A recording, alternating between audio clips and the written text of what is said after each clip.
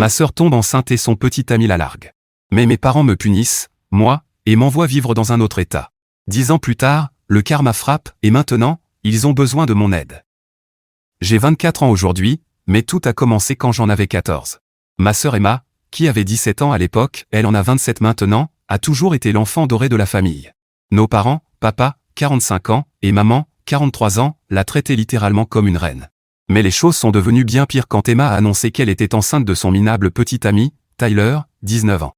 On pourrait croire que mes parents allaient être furieux, non? Eh bien non. Maman l'a carrément prise dans ses bras en pleurant de joie, en disant qu'elle allait être une jeune grand-mère et à quel point notre famille était bénie. Pendant ce temps, papa restait assis, fixant son assiette sans rien dire. Typique. Il ne s'oppose jamais à maman. Je me souviens d'être resté à table, la bouche grande ouverte. Sérieusement? Si j'avais annoncé que j'avais mis une fille enceinte à 14 ans, il m'aurait probablement expédié dans une école militaire. Mais Emma? Non, elle reçoit des félicitations et des câlins. Voilà qui résume bien mon enfance. Emma a toujours été l'enfant chéri. Quand j'ai eu un C en maths le semestre dernier, j'ai perdu mes privilèges de jeux vidéo pendant un mois. Quand Emma a échoué à 2 cours l'année précédente, maman a dit qu'elle traversait une période difficile et lui a acheté un nouveau téléphone pour lui remonter le moral. Les 2 poids, 2 mesures dans cette maison sont incroyables. Je pourrais écrire un roman entier sur toutes les fois où elle a été favorisée, mais je vais vous épargner les détails. Et Tyler? Ce type est la définition même du loser. Il s'est fait virer d'au moins 4 jobs en un an. À Noël dernier, il est arrivé avec un cadeau pour Emma, qui avait encore l'antivol du magasin. On a tous fait semblant de ne rien voir, mais franchement. Il débarquait chez nous sans prévenir, pillait notre frigo, et parlait à mes parents comme s'il lui devait quelque chose.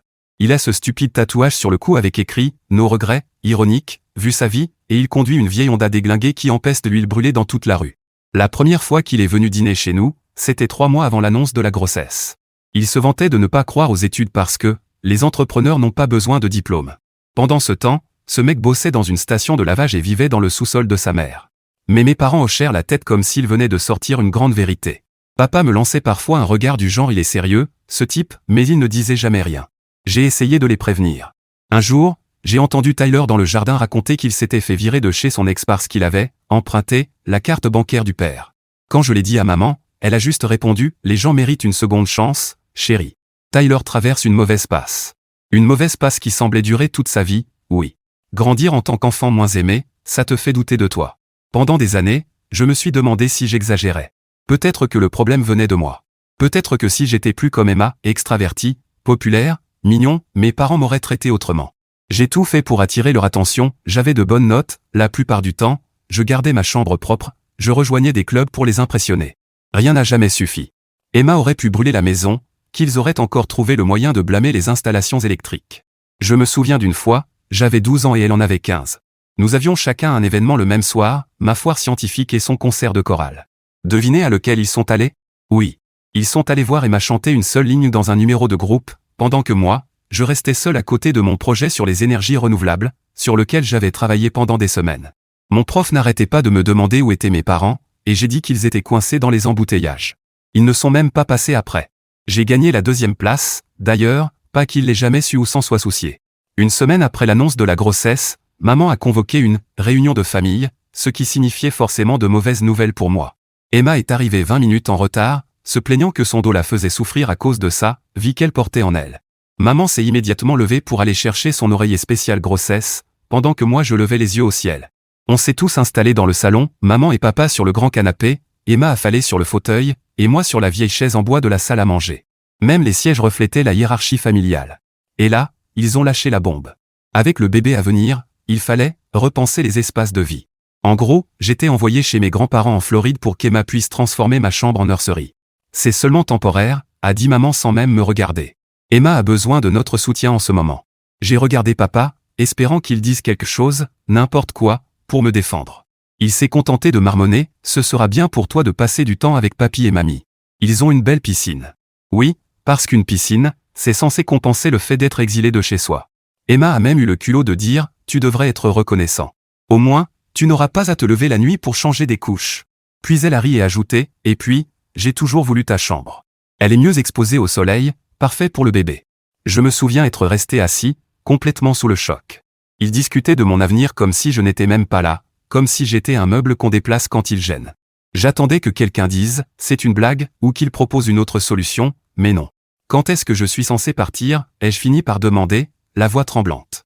Eh bien, a dit maman en consultant son téléphone, papy et mamie ont dit que tu pouvais venir quand tu veux, mais on pensait peut-être après la fin de l'année scolaire.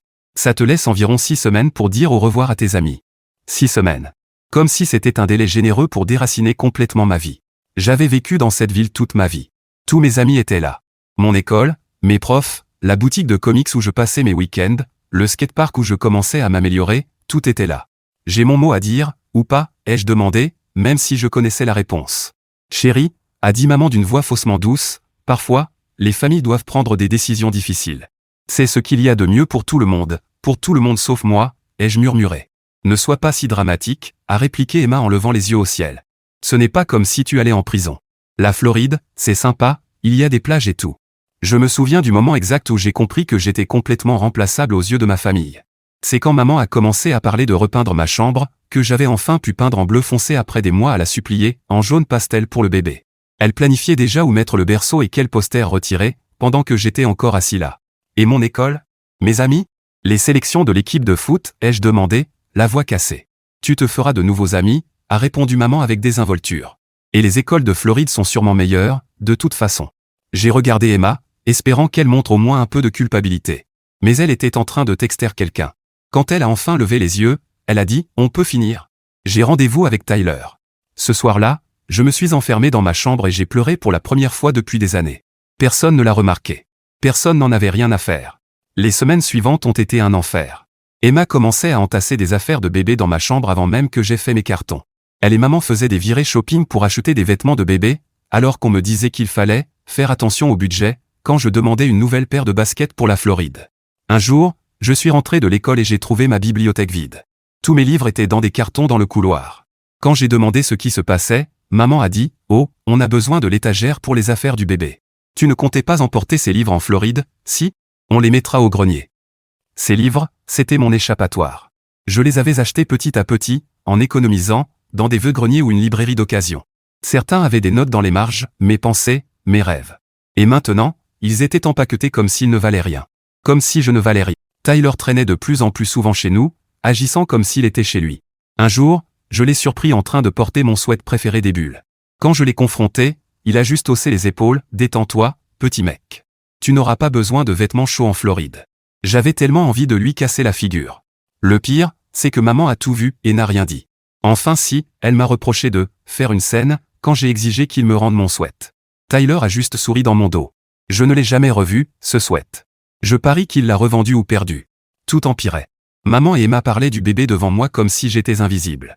Elles discutaient de la façon dont elles allaient transformer mon bureau en table à langer ou enlever mon lit pour faire de la place pour le berceau. Elles effaçaient peu à peu toute trace de mon existence dans cette maison. J'ai essayé d'en parler à mes amis, mais ils ne comprenaient pas vraiment. La plupart trouvaient que vivre en Floride semblait cool. Mec, tu vas vivre à côté de la plage, ou tu verras peut-être un alligator. Ils ne comprenaient pas que j'étais en train d'être viré de ma propre famille. Mon meilleur ami, Alex, était le seul à vraiment saisir à quel point c'était injuste. C'est du grand n'importe quoi, mec, m'a-t-il dit. Ils n'ont pas le droit de te virer parce que ta sœur s'est fait mettre enceinte. C'est pas ta faute. Ça faisait du bien d'être compris, mais ça ne changeait rien. J'étais quand même envoyé loin, et personne, parmi ceux qui pouvaient m'aider, ne faisait rien. J'ai essayé d'en parler à papa, un soir où il rangeait ses outils dans le garage. Papa, c'est pas juste. Pourquoi c'est moi qui dois partir? Pourquoi Emma et Tyler ne peuvent pas prendre leur propre appartement? Papa a juste soupiré, l'air fatigué. Parfois, dans une famille, on doit faire des sacrifices. Ta mère pense que c'est ce qu'il y a de mieux pour tout le monde, et toi, qu'est-ce que toi t'en penses? J'ai insisté. Il a juste secoué la tête. Ce que je pense ne compte pas vraiment ici, fiston. Tu le sais. Ce soir-là, j'ai vu quelque chose dans ses yeux. Un regard vaincu, comme s'il avait abandonné le combat contre ma mère des années plus tôt, peut-être même avant ma naissance. C'était comme regarder mon propre avenir si je restais dans cet environnement toxique, et ça m'a terrifié. J'ai tenté une dernière fois de rester. Je suis allé voir ma conseillère d'orientation à l'école et je lui ai expliqué la situation, en espérant qu'elle pourrait peut-être raisonner mes parents ou intervenir d'une façon ou d'une autre. Elle avait l'air vraiment préoccupée et a convoqué mes parents pour une réunion. Mais bien sûr, ma mère a sorti son numéro habituel de « parents parfaits ». Elle a parlé de cette merveilleuse opportunité pour moi de créer des liens avec mes grands-parents et de combien cette décision représentait un grand sacrifice familial. La conseillère l'a cru sans hésiter. En sortant de son bureau, ma mère a serré mon épaule si fort que ça m'a fait mal et m'a chuchoté « Ne cherche plus jamais à embarrasser cette famille. La goutte d'eau qui a fait déborder le vase, c'est quand j'ai surpris Emma au téléphone avec une amie. Elle riait et disait « Ouais, c'est parfait. Le sale gosse est expédié ailleurs, comme ça le bébé aura toute une chambre pour lui. Maman a déjà promis de m'aider pour les tétés de nuit, comme ça je pourrais quand même sortir un peu. » C'est là que j'ai compris. Pour eux, j'étais juste une gêne. Un problème à écarter. Pour Emma, je n'étais pas un frère dont on détruisait la vie, juste un obstacle sur la route de son petit monde parfait. La veille de mon départ, j'ai décidé d'aller voir ma vieille cabane dans les arbres, dans le bois derrière notre quartier. Papa et moi l'avions construite quand j'avais 7 ans, l'un des rares moments où il avait réellement passé du temps de qualité avec moi. Ce n'était rien d'extraordinaire, quelques planches de contreplaqué, des poutres, mais c'était mon endroit à moi. Mon refuge. Je n'y étais pas allé depuis longtemps, j'avais un peu grandi depuis, mais soudain, j'ai ressenti le besoin d'y aller une dernière fois.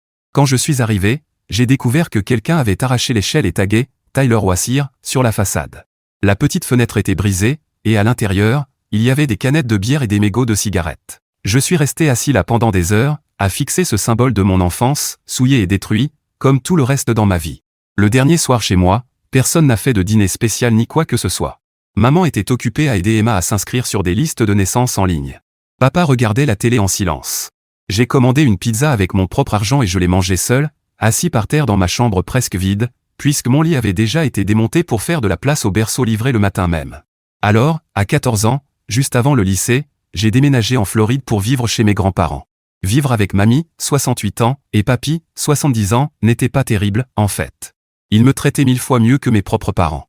Mais commencer le lycée dans un nouvel état, sans connaître personne, c'était franchement l'enfer. J'étais, le nouveau, avec un accent bizarre. Apparemment, j'avais un accent du Nord en Floride. Le premier jour, un gars m'a demandé d'où je venais et pourquoi j'avais déménagé. Quand je lui ai expliqué que ma sœur enceinte avait besoin de ma chambre, il m'a regardé comme si j'avais 2 têtes. « Mec, c'est grave tordu », a-t-il dit. C'était la première fois que quelqu'un validait le fait que ce qui m'était arrivé n'était ni normal ni acceptable. J'ai failli pleurer là, dans la cafétéria. Le premier mois a été dur. Je restais dans mon coin, je mangeais seul à midi et je rentrais directement à la maison après les cours. Mamie m'attendait souvent avec des goûters et me posait de vraies questions sur ma journée, pas juste un vague « Alors, l'école ?» Elle demandait des détails sur mes cours, mes profs.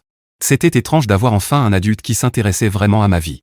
Un après-midi, alors que je faisais mes devoirs à la table de la cuisine, j'ai craqué. Je me suis mis à pleurer sans raison apparente. Mamie s'est assise à côté de moi sans rien dire, me frottant doucement le dos jusqu'à ce que je retrouve mon souffle. Puis elle m'a dit une phrase que je n'oublierai jamais, « Ce que tes parents ont fait n'était pas juste. Et tu as le droit d'être en colère. Mais ne laisse pas cette colère brûler tout ce qu'il y a de bon en toi. » Papy était génial aussi. Il avait un atelier dans le garage où il fabriquait des meubles, et il a commencé à m'apprendre à me servir des outils. Il disait que j'avais de bonnes mains pour les travaux précis. C'était la première fois que quelqu'un me disait que j'étais doué pour quelque chose de concret. Papa, lui, ne m'avait jamais appris ce genre de choses. La première fois que j'ai fabriqué quelque chose tout seul, une simple boîte en bois avec des assemblages à queue d'aronde, papy l'a exposée sur la cheminée comme un trésor. Il la montrait à tous les visiteurs en se vantant que son petit-fils l'avait faite de ses propres mains. Je faisais semblant d'être gêné, mais en réalité, ça me remplissait de fierté. Je n'avais presque plus de nouvelles de ma famille. Maman appelait à peine une fois par mois, pour du bavardage maladroit, avant de passer 20 minutes à me montrer des photos de la fille d'Emma, Olivia, sur FaceTime. Papa prenait le téléphone à la fin juste pour dire « Sois sage avec tes grands-parents », avant de raccrocher. Emma, elle, ne m'appelait que quand elle voulait quelque chose. La première fois qu'elle m'a contacté directement, environ 3 mois après mon arrivée, j'étais presque content de voir son nom sur l'écran. Peut-être qu'elle s'ennuyait de moi. Non. Elle voulait que je convainque mamie et papy d'envoyer un chèque plus gros pour le cadeau de baptême du bébé. Je lui ai raccroché au nez. Pour mes 15 ans, mes parents m'ont envoyé une carte, arrivée 3 jours en retard. À l'intérieur, une carte iTunes de 25 $ et un message générique. Même pas un « tu nous manques ». Mamie et papy, eux, m'ont organisé une vraie fête, avec un gâteau maison, et m'ont emmené choisir un bon ordinateur portable pour l'école. La différence sautait aux yeux. Peu à peu, j'ai commencé à m'adapter à ma nouvelle vie. J'ai rejoint le club d'informatique du lycée, où j'ai rencontré des gens sympas qui se fichaient que je sois le nouveau. Un gars, Marcus, habitait le même quartier que mes grands-parents. On a commencé à traîner ensemble. Ses parents étaient divorcés, il faisait la navette entre 2 maisons, il comprenait un peu ce que c'est que d'être pris au milieu des drames familiaux.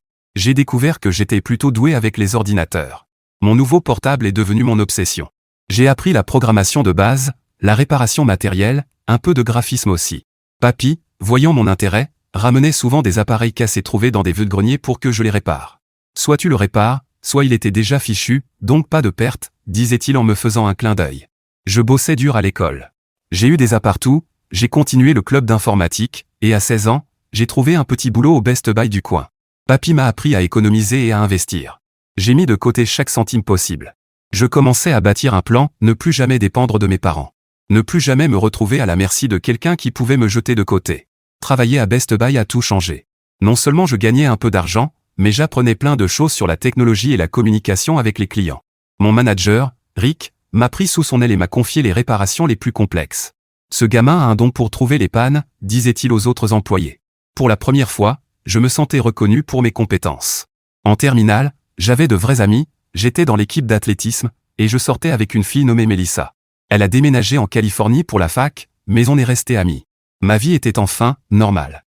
Parfois, je pouvais passer des semaines sans penser à mes parents ou à Emma. La douleur n'avait pas complètement disparu, mais elle s'était atténuée, d'un coup de couteau, elle était devenue une vieille cicatrice. Je suis retourné chez mes parents une seule fois, en première. Pour Thanksgiving, mamie insistait pour que toute la famille soit réunie. Cette visite a été révélatrice. Ma vieille chambre avait complètement disparu, mur rose, berceau, table allongée. Aucune trace de mon existence. Emma vivait encore chez nos parents avec Olivia, qui était alors une petite fille. Tyler, comme d'habitude, entre deux emplois, passait ses journées à jouer à la console. Le plus étrange, c'est qu'ils agissaient tous comme si de rien n'était. Comme si le fait de m'avoir envoyé vivre ailleurs était une chose normale que font toutes les familles. Maman ne cessait de dire des trucs du genre « on devrait t'emmener au centre commercial. Il a été rénové depuis que tu vivais ici. » Comme si j'étais juste parti en colonie de vacances. Papa était un peu mieux. Une nuit, il s'est excusé, disant qu'il aurait dû faire les choses autrement. Mais c'était trop peu, trop tard. J'avais hâte de rentrer en Floride. Je me suis rendu compte que la maison de mes grands-parents était devenue mon vrai chez moi. Quand j'ai eu mon diplôme de lycée, à 18 ans, mes parents ont pris l'avion pour assister à la cérémonie. C'était d'un malaise total. Ils agissaient comme si les 4 dernières années n'avaient jamais existé. Maman passait son temps à montrer aux voisins de mes grands-parents des photos d'Olivia, maintenant âgée de 4 ans, et à dire à quel point Emma était une jeune mère courageuse, malgré toutes ses difficultés. Difficultés, autrement dit, les conséquences de ses propres choix.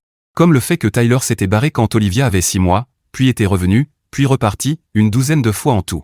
Ou qu'Emma s'était fait virer de 3 jobs dans le commerce de détail parce qu'elle, appelée malade, tout le temps, traduction, gueule de bois. Mais pour maman, Emma restait un ange fragile qui méritait admiration et compassion juste pour faire le strict minimum parental. Au dîner de remise de diplôme, j'ai annoncé que je ne rentrerais pas chez eux. Je restais en Floride. J'allais prendre mon propre appartement et lancer mon entreprise de réparation informatique. Maman semblait choquée. Papa, lui, a juste hoché la tête, comme s'il savait depuis longtemps que ça finirait comme ça. Mais, tu ne veux pas rentrer à la maison, a demandé maman, vraiment confuse. Ta chambre est toujours là. Ce n'était plus ma chambre. C'était celle d'Olivia, comme je l'avais vue des dizaines de fois en arrière-plan des appels vidéo. Non, ai-je simplement répondu. Ma maison est ici, maintenant. Le regard blessé sur son visage m'a presque fait rire. Qu'est-ce qu'elle croyait? Que j'allais être impatient de retourner dans l'endroit où on m'avait jeté dehors comme un vieux meuble? Que j'aurais envie de vivre en invité dans ce qui fut ma maison? Plus tard dans la soirée, grand-père m'a pris à part et m'a glissé quelque chose dans la main, un chèque de 5 000 $. De l'argent de départ, m'a-t-il dit. Pour ton entreprise. Puis, en souriant, ne le dis pas à ta grand-mère. Elle croit qu'on t'aide juste pour ton premier mois de loyer. Il m'a fait un clin d'œil et a ajouté, je crois en toi, gamin. Ce soir-là, j'ai compris quelque chose d'important. La famille, ce n'est pas seulement le sang. C'est les gens qui te font une place dans leur vie, qui voient ta valeur, qui croient en toi. Et selon cette définition, mes grands-parents étaient bien plus ma famille que mes parents et ma sœur ne l'avaient jamais été. De 18 à 24 ans, j'ai bâti mon entreprise de réparation informatique à partir de rien, jusqu'à en faire une société de conseil en informatique plutôt solide. J'ai mon propre appartement, une voiture neuve et de vraies économies. Pas riche, non, mais stable et indépendant. Les 2 premières années ont été dures. Je vivais dans un minuscule studio qui sentait toujours le curry à cause du restaurant indien en bas.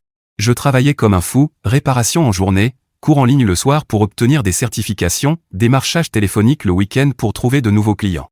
Le ramen était devenu un groupe alimentaire à part entière. Le sommeil, une option.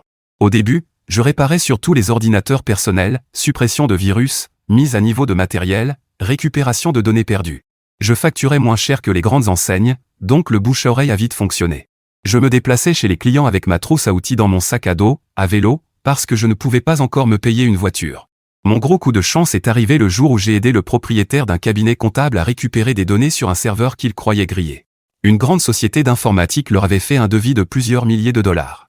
Je l'ai réparé en un après-midi pour quelques centaines.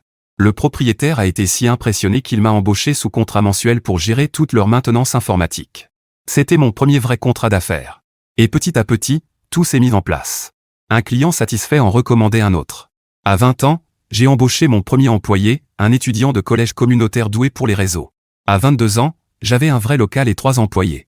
Aujourd'hui, j'ai une équipe de 5 personnes, dont une responsable administrative à plein temps qui gère tout ce que je déteste faire. Le meilleur dans tout ça, ce n'était même pas l'argent. C'était le contrôle. Pour la première fois de ma vie, je prenais mes propres décisions. Je fixais mes règles. Personne ne pouvait m'envoyer ailleurs, me prendre ma chambre ou me faire sentir que je ne comptais pas. Je bâtissais quelque chose qui m'appartenait entièrement. Pendant ce temps, d'après les rares nouvelles que j'avais, Emma, maintenant 27 ans, vivait toujours chez nos parents avec Olivia, qui avait 10 ans. Elle avait abandonné le community college après un semestre parce que c'était trop avec un enfant. Tyler faisait des allers-retours dans leur vie, empruntant de l'argent, disparaissant pendant des mois. De temps en temps, j'avais des nouvelles via les cartes de vœux ou les rares appels de papa. Apparemment, Tyler avait mis une autre fille enceinte quand Olivia avait 3 ans, ce qui avait causé un petit scandale. Puis il avait fait un passage en prison pour conduite sans permis, avec une arme non enregistrée dans la voiture. Un vrai gentleman, ce Tyler. Emma, elle, enchaînait les boulots qu'elle quittait au bout de quelques mois, vendeuse, serveuse, réceptionniste, rien ne durait. Toujours une excuse, le patron était méchant. Les horaires trop longs. Les clients impolis. Mais selon papa, la vérité, c'est qu'elle n'avait tout simplement pas envie de travailler. Pourquoi le ferait-elle, avec nos parents pour la sauver à chaque fois? Pour les 7 ans d'Olivia, je lui ai offert une tablette remplie de jeux éducatifs et de livres numériques. C'était plus cher que ce que j'aurais dû dépenser, mais je voulais lui offrir quelque chose de bien. Quelques jours plus tard, j'ai reçu un texto d'Emma avec une photo d'Olivia tenant la tablette. Le message disait juste « Elle te remercie pour l'iPad ». Spoiler, ce n'était même pas un iPad. Pas un mot personnel, pas de remerciement sincère. Juste le strict minimum. J'ai essayé de ne pas y penser, mais ça m'a blessé. Pas parce que je voulais de la reconnaissance, mais parce que ça montrait que rien n'avait changé. Emma restait la même personne égoïste qu'avant, et mes parents continuaient à l'encourager. Mes parents, maintenant âgés de 53, mère, et 55, père, élevaient pratiquement Olivia à leur place. Emma travaillait à mi-temps dans un salon de manucure et sortait avec ses amis. Maman continuait de lui trouver des excuses, c'est une jeune femme libre, elle a juste besoin de temps pour se trouver. Papa, lui, sonnait de plus en plus fatigué à chacune de nos rares conversations. La dernière fois qu'on a parlé sérieusement, il m'a dit qu'il reportait sa retraite parce qu'ils aidaient encore Emma à se remettre sur pied. Il avait 55 ans, des douleurs au dos, de l'hypertension. Il aurait dû penser à ralentir, pas à soutenir une fille de presque 30 ans et sa petite fille. Je gardais le contact au strict minimum, carte de vœux à Noël, texto d'anniversaire, rien de plus. J'envoyais toujours des cadeaux à Olivia, des livres ou des jouets éducatifs. Je ne l'avais jamais rencontrée en personne, ce qui me paraissait toujours fou. J'avais une nièce que je ne connaissais qu'à travers un écran. Mes vrais repères restaient mes grands-parents. Ils ne m'avaient jamais fait sentir de trop, jamais rejeté.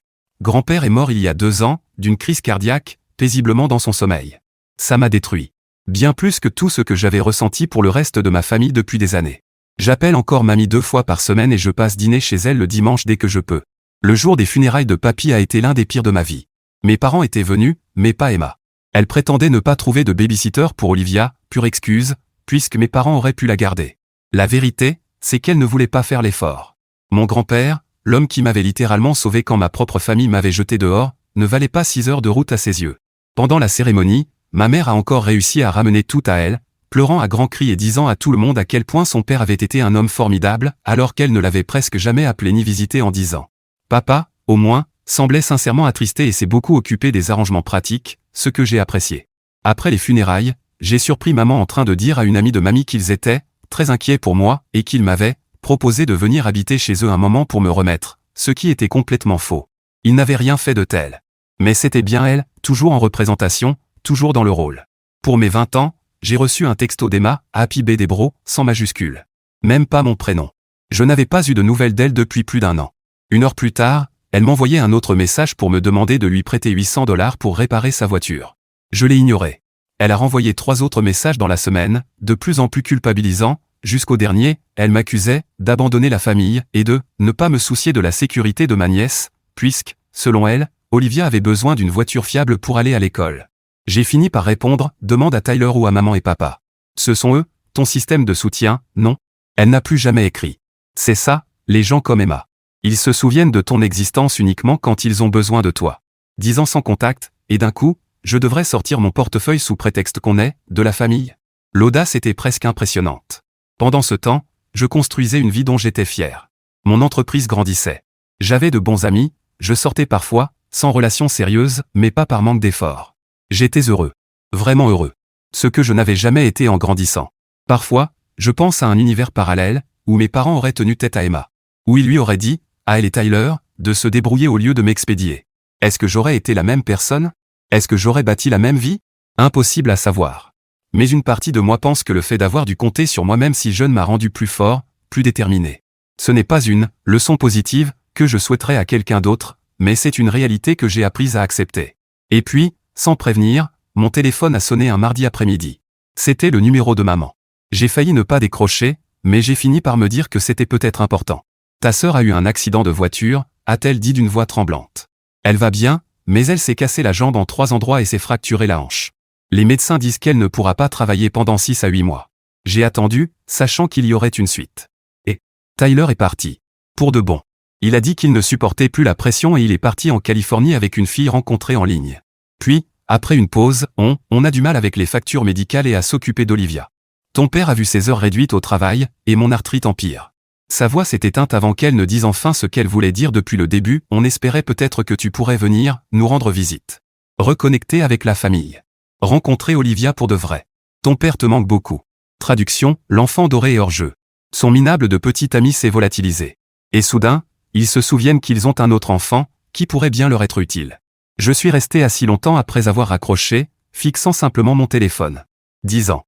Il leur avait fallu 10 ans et une crise financière pour reprendre contact de manière significative.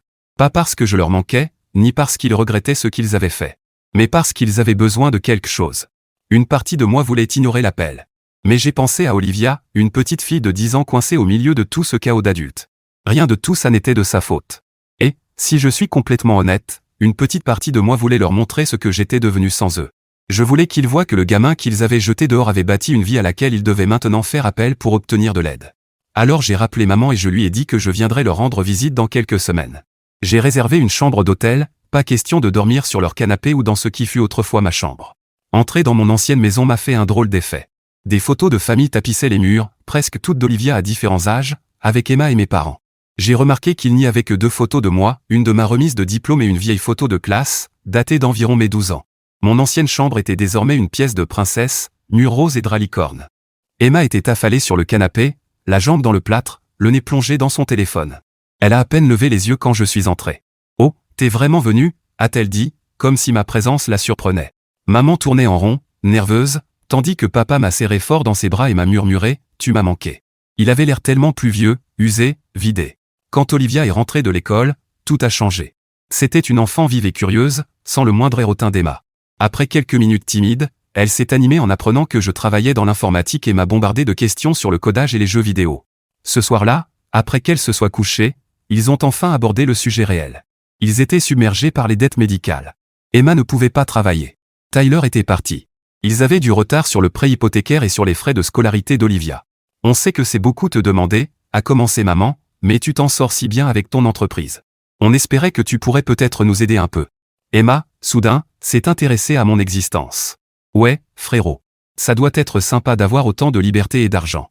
Je les ai regardés tous les 3, ma sœur gâtée qui n'avait jamais affronté de conséquences, ma mère qui l'avait toujours couverte, et mon père, trop passif pour s'opposer à tout ça, mais dont le regard trahissait enfin de vrais regrets. Je vais aider, ai-je dit finalement. Maman a éclaté en larmes de soulagement. Mais j'ai des conditions, ai-je ajouté. Je ne donne pas un chèque en blanc à qui que ce soit. Je paierai les dépenses essentielles et les frais médicaux d'Olivia directement au prestataire, pas à vous. Et l'argent passera par papa, pas par vous deux. J'ai jeté un regard à maman et Emma. Le sourire d'Emma a disparu. Quoi?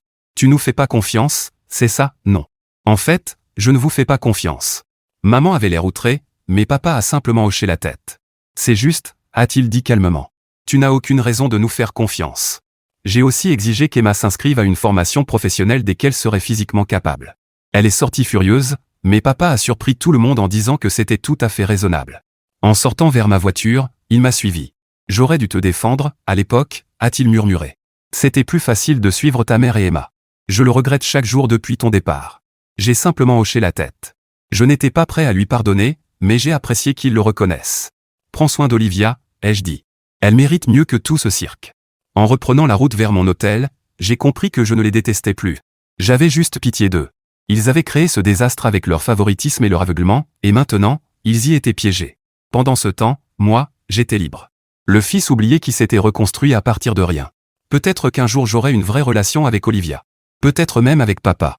Mais pour l'instant, le simple fait qu'il reconnaisse enfin avoir besoin de moi, après m'avoir fait sentir inutile pendant tant d'années, me suffisait.